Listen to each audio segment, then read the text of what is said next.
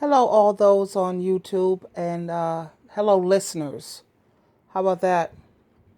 I'm still here dwelling and thinking about, as you see, the fan is going, and my mind is still spinning with the thought of blaming mothers because your life didn't turn out the way you wanted it to turn out. And I'm here to say, stop blaming your mother. Let's put the blame on these fathers who have walked out and didn't look back. Let's talk about these fathers for a minute here. Let's talk about how they sat up here and treated your mother badly, put her in a position that she was not supposed to be put in the first place when it comes to raising children. Let's just focus on that for a minute here. Let's talk about how even the men that you have experienced, and I'm talking to the females, especially these females, because they're the ones who's the hardest on their mother. They're the hardest ones on their mother. Let's talk about these men that you have been with. Let's talk about the man that you are with, even now. How does he treat you?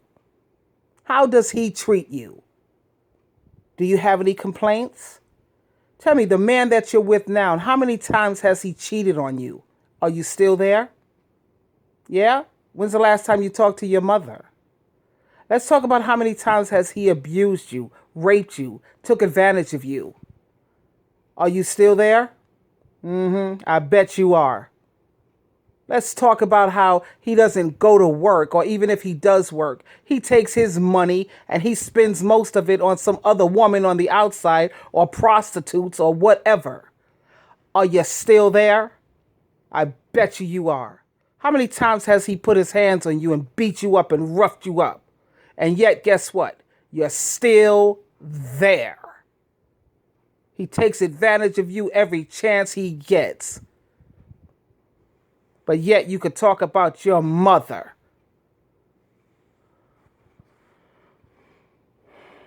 Like I said, you need to stop blaming your mother, and you need to run right now, pick up that phone and apologize to her. I don't care what she's done because she wasn't supposed to be doing that job anyway. You apologize to her for you being a narcissist. You are the narcissist. Now you put down this video the first chance you get, and you pick up that phone and you call your mother and you apologize for not being understanding, and you thank her for sticking around. At least, Mom, you cared about whether I was sick. When I was sick, you nursed me back to health. You cared about whether I had food in my mouth and in my gullet. You were the one who made sure I got an education. You were the one who clothed me when that no good bastard didn't care whether I was dead or alive.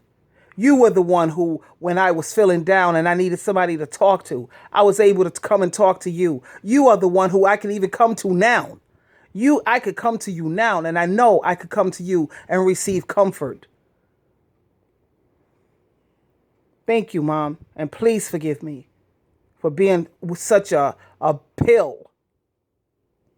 And for all you ones who want to sit around and blame your mothers for this and blame your mothers for that, let's see how your kids turn out. I see so many of these females who talk about how much they hate their mothers, and their kids are drug addicts. Their kids are junkies. Their kids are alcoholic. And I'm talking about full-blown alcoholics. But you sat there and talked so negatively about your mother. How come you wasn't a better mother? Look at your kids. Or even if your kids are small now, how many of your kids are going to jail? How many of your kids, especially you black kids, how many of that? You know what? I hope they blame you, their mother.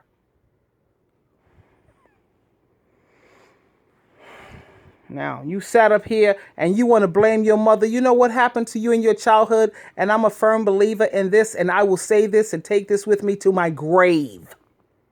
What happened to you in your childhood? You had no control over that. The moment you walked out that door and left your parents' home, you're in the driver's seat. Now you feel that being a mother is so easy. It's so easy, right? Okay, so let's see you do better. Let's see you do better. You felt that everything she did was wrong. Okay, now you do it right. And if you feel that you have some mental issues, you know how to take yourself into therapy, get the help that you need so you could do so much better than your mother. I bet you can't. I know I was not a perfect mother, but I damn sure wasn't the worst mother out here. Both of my children turned out to be on God's team, raised spiritually, and both of them have careers and they're both successful and they are productive members to society. So I guess I wasn't such a bad mother after all. Probably not your mother either. And I was a single parent.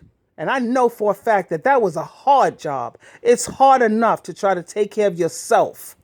Just taking care of yourself is oh please, I can't even find the word for it. And then you have other people's lives in your hands that you have to juggle and try to make sure that they're going to be okay while you're still struggling to try to make sure you're okay. That's hard. And let me tell you about these no good fathers and even the men that you had in your life. You know what I'm talking about, females. Or you ones talk about you hate your mother. Oh, we don't get along. I don't talk to my mother. And when I listen to women who say things like that, no, I have no respect for them. They get no respect because I know that they're narcissists. What's the number one trait of a narcissist? The number one trait is that they lack empathy. They don't understand what it's like to be a struggling female. You're sitting up here, you got a man who's constantly breaking your heart. You got to try to take time to piece yourself back together while you're struggling to raise these monsters of kids. And let me tell you what happens with these characters who walk off and leave the mothers. Or, you know, your man, he left you, right? How many of your men walked off and left you? You know what? He went to start a new life with another woman. Guess what the other woman is doing for him? She's cooking for him. Yep. He's laying up in the bed with his legs crossed and he's watching TV while you laying up there struggling with them damn kids and you're sitting up there trying to mend your broken heart. He's laying up there with another woman. She's cooking for him. She's sexing him lovely. He's getting all that good old juicy sex. Yeah, she's in there doing his laundry. She's ironing his clothes. He went off and started a whole new life while you was left sitting there struggling like a dog. You know, you, the mother. The narcissist, as you people say, the bitch, in other words. He's over there to start a whole new rosy life, honey. And the moment he gets sick of that woman that he's with, guess what's going to happen? He's going to pick up from her and he's going to find another sucker who's going to sit up there and cook for him, sex him up, iron his clothes, and he's going to get off the hook, and he's not going to be blamed for anything. He's going to be sitting up there saying, yeah, man, we hear you. These mothers, you know, these wives, these women. So you need to think twice before you go around talking about how much you hate your mother and how many issues you have with your mother. You need to take time, turn off the TV, turn off the goddamn radio, and sit in silence and do some meditation and use your brain that God gave you. It's called common sense, and it's called analyze things. Let me lay back here for a minute and let me analyze this situation. You think about that. And you think about the no good bastard that you're sitting up there with now. Let's think about that, all the drama that he brings to your life, all the abuse. And 9 times out of 10, these women don't leave these bastards. The men leave them. These boys, these males, they walk off and leave them. They leave you. That's right, they leave you. Mine's never left me. I kicked them out because I'll be damned if I let somebody abuse me.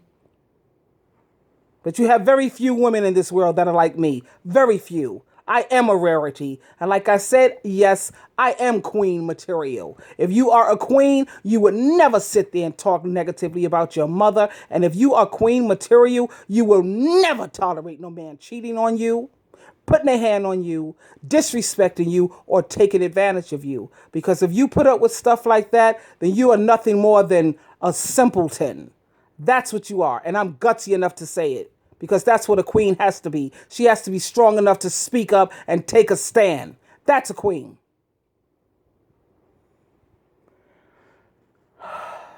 Anyway, Sheila, true love, you always have a choice. And as I always try my best to get you to understand, please choose wisely.